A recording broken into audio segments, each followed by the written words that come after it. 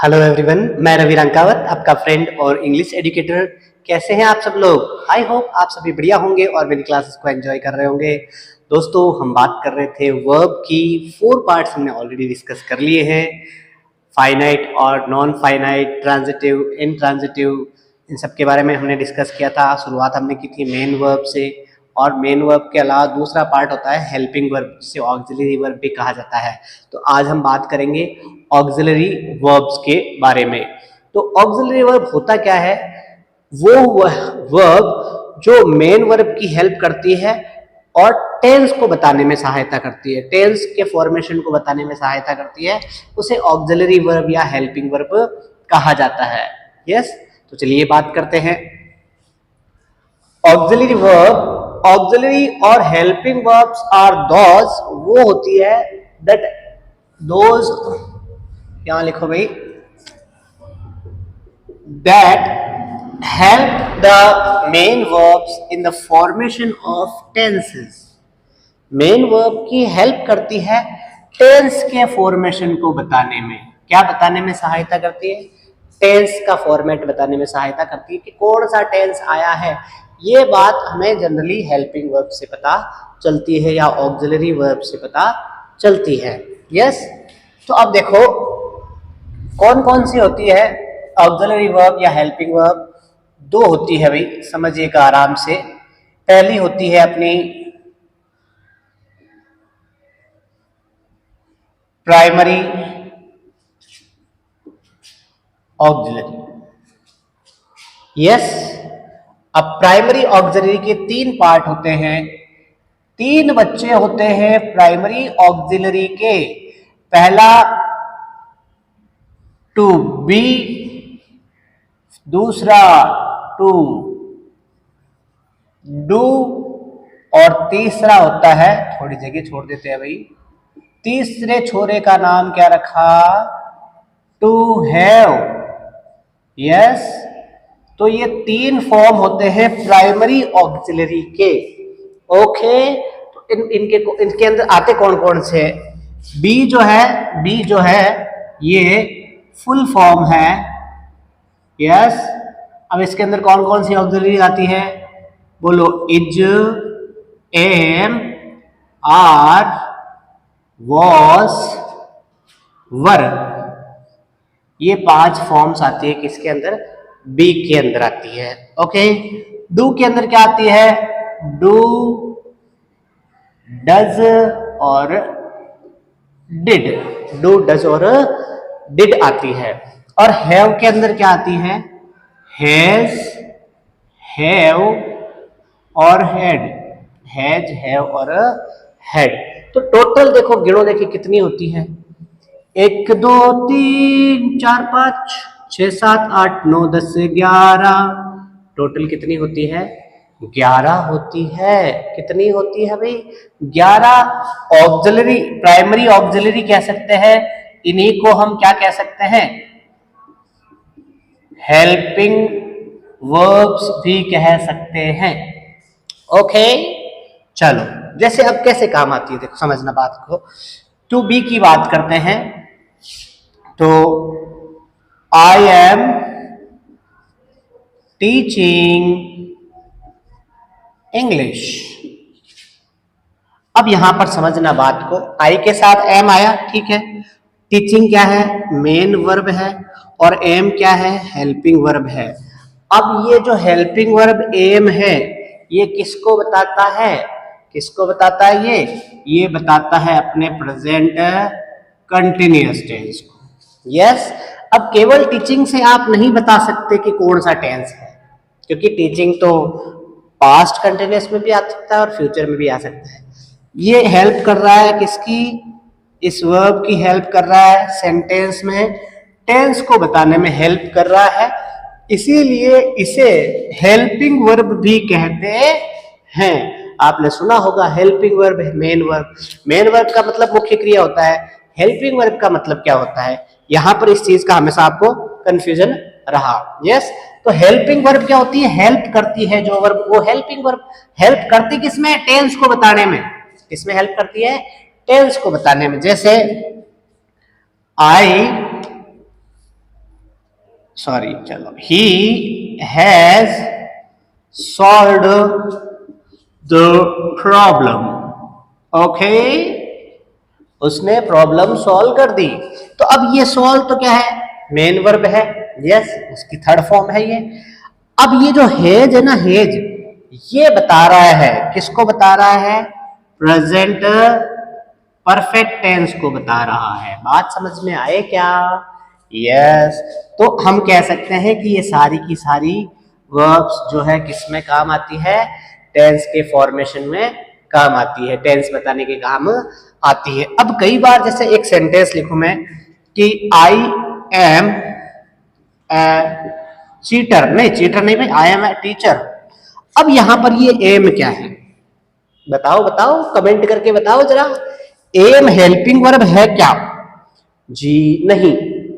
जब सेंटेंस के अंदर मेन वर्ब नहीं होती है तो ये जो ऑक्सिलरी वर्ब्स होती है, प्राइमरी ऑक्सिलरी वर्ब्स होती है, वो किसका काम करती है, मेन वर्ब का काम करती है। अब आई एम ए टीचर, मैं अध्यापक हूं, इसमें काम क्या है, काम तो कुछ भी नहीं है। जब सेंटेंस में एक्शन वर्ब ना हो तो ये जो ऑक्सिलरी वर्ब होती है ये मेन वर्ब का काम करती है। बात समझ में आई क्या? जैसे एक और सेंटेंस लिख लो, रोहन वॉज ए डॉक्टर, अब रिटायर्ड हो गया पर डॉक्टर तो है। रोहन वॉज ए डॉक्टर, अब यहां पर ये वॉज किसको बता रहा है, मेन वर्ब का काम कर रहा है। यहां पर ये रोहन डॉक्टर था, है ना। बी का मतलब यहां पर क्या होता है, बी का मतलब होता है होना, है ना, होना नहीं होना।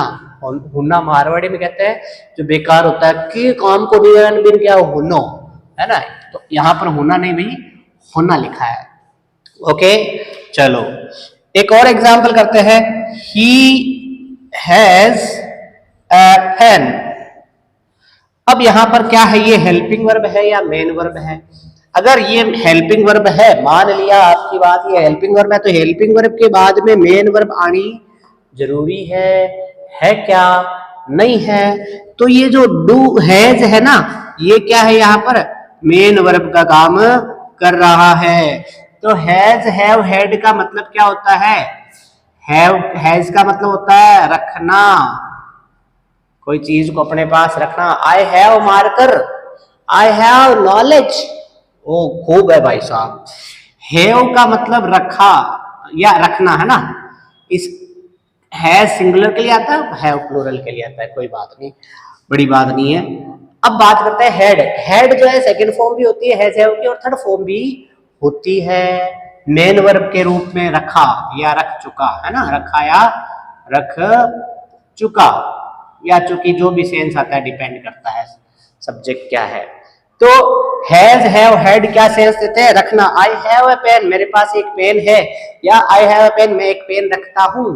ओके तो जब हेल्पिंग वर्ब मेन वर्ब नहीं होती है वाक्य में, तो ये सारी ऑक्सिलरी वर्ब्स जो है किसका काम करती है, मेन वर्ब का काम करती है। तो टोटल कितनी हेल्पिंग वर्ब्स है अगर आपसे पूछा जाए, तो टोटल एक कितनी है, 11 है। ओके चलिए और देखें, do.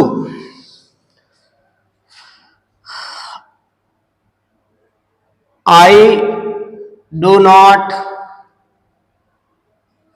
Like chocolate, I do not like chocolate. अब यहां पर ये डू क्या है, हेल्पिंग वर्ब है, मेन वर्ब क्या है, लाइक है। तो ये डू किसको बता रहा है, प्रेजेंट सिंपल टेंस को बता रहा है। यस बात समझ में आई क्या? तो चलिए आगे बात करते हैं। सिंपली समझिए आप कि इज एम आर जो होती है वो कौन से टेंस को बताती है, प्रेजेंट कंटिन्यूअस टेंस को बताती है। वॉज वर्ब जो होती है ये किसको बताती है, ये पास्ट कंटिन्यूअस टेंस को बताती है। डू डज किसको बताती है, ये बताती है अपने प्रेजेंट सिंपल टेंस को। डिड बताता है पास्ट सिंपल टेंस को। हैज है वो बताता है प्रेजेंट परफेक्ट टेंस को, और हैड बताता है पास्ट परफेक्ट टेंस। यस, तो ये सारी की सारी हेल्पिंग वर्ब्स अलग अलग टेंसेस को बताती है। सर फ्यूचर टेंस को कौन बताएगा, है ना, सवाल है ना दिमाग में। तो फ्यूचर टेंस के लिए हम बात करते हैं दूसरी ऑक्सिलरी वर्ब की तरफ, जिसका नाम है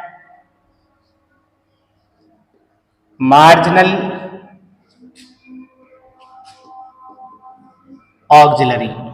यस, इन्हें मार्जिनल ऑक्सिलरी भी कहा जाता है और इन्हें मॉडल भी कहा जाता है।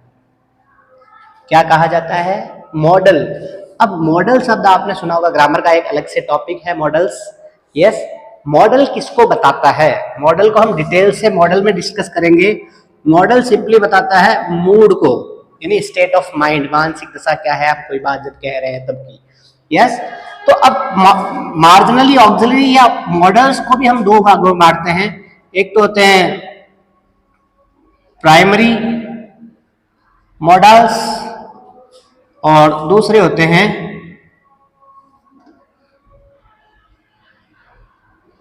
Marginal models. ओके, चलिए कौन कौन से होते हैं प्राइमरी मॉडल्स या auxiliaries. Can, could, shall, should, will, would, may,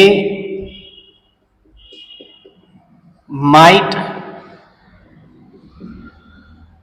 must और ought to। कितने हो गए, गिनो देखिए मित्रों।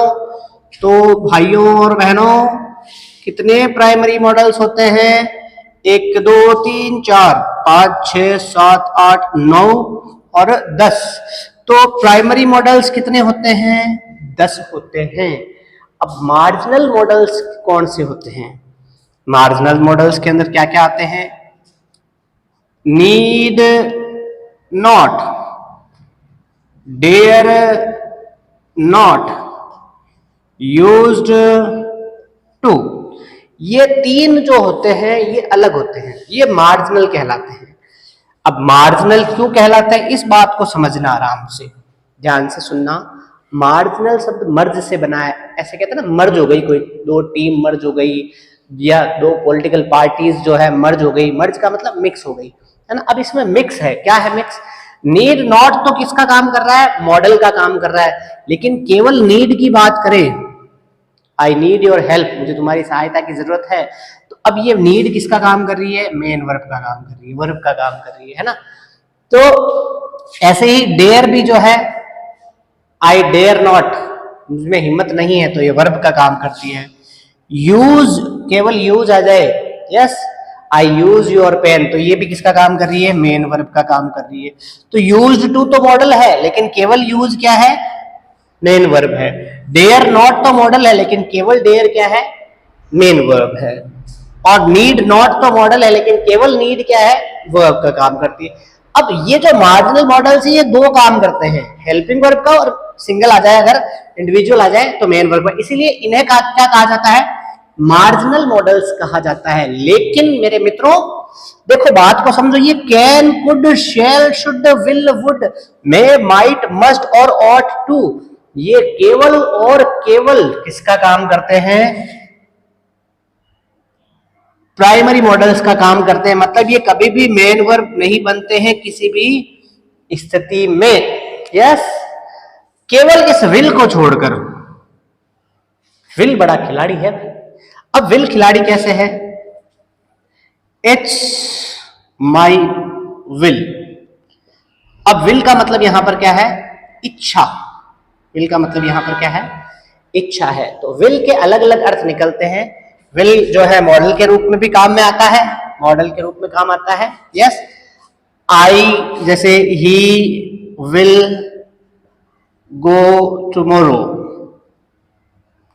अब ये विल किसको बता रहा है, गो फर्स्ट फॉर्म है ना।